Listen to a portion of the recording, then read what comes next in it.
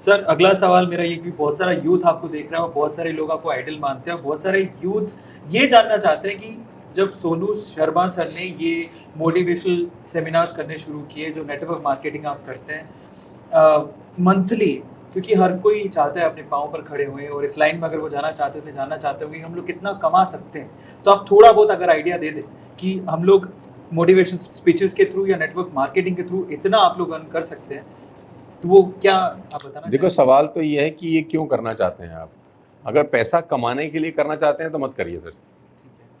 मतलब मोटिव क्या है? पैसा बाय प्रोडक्ट है, पैसा प्राइमरी प्रोडक्ट नहीं है। मतलब आज हमारे को जो रेवेन्यू आता है, मतलब ये रेवेन्यू के लिए काम नहीं कर रहे थे, काम तो किसी और काम के लिए कर रहे थे, ये तो ऑटोमेटिकली आना शुरू हो गया। तो अपना पैशन है, अब क्या है, लोगों से बात करना, लोगों से मिलना।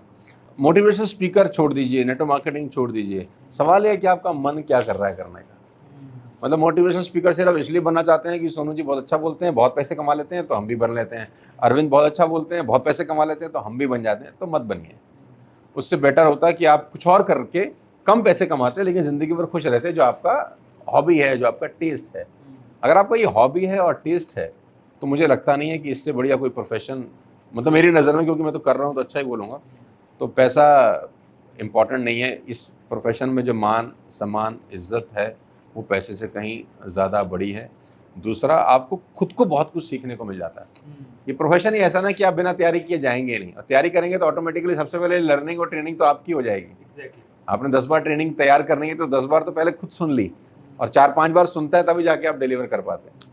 तो दोनों काम होते हैं, आपका खुद का पर्सनल डेवलपमेंट होता है और पैसा आ जाता है, लेकिन तभी जब आपका खुद का मन हो ये सब करने का। तो सर अगर किसी का पैशन हो तो 3 ऐसी कौन-सी चीज़ें जो उसमें होनी चाहिए या फिर वो स्किल तीनों डेवलप करे ताकि वो एक मोटिवेशनल स्पीकर बन जाए?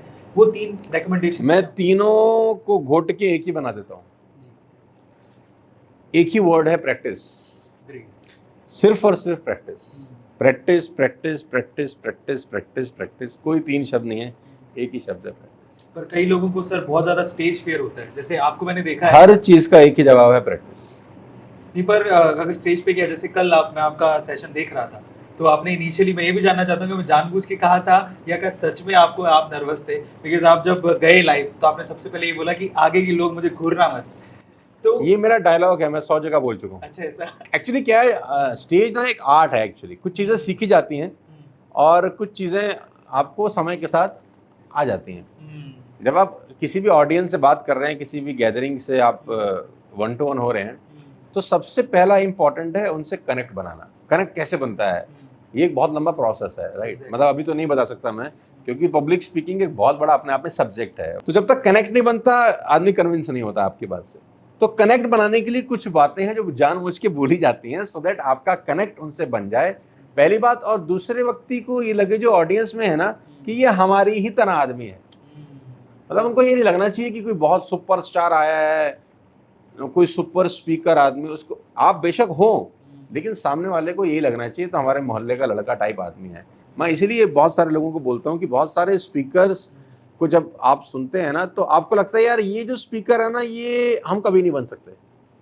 ये टेक्निकल बोलता है, या पता नहीं कौन कौन से वर्ड यूज करता है, पता नहीं कौन से एल्गोरिथम लगाता है, कौन से डायग्राम बनाता है, ये पाई चार्ट बना देता है, ये हम ये नहीं कर सकते। लेकिन जब मुझे सुनते हैं ना, तो उनको लगता है साला ये तो हम भी कर सकते हैं। तो मेरे से वो कनेक्ट कर लेता है आदमी।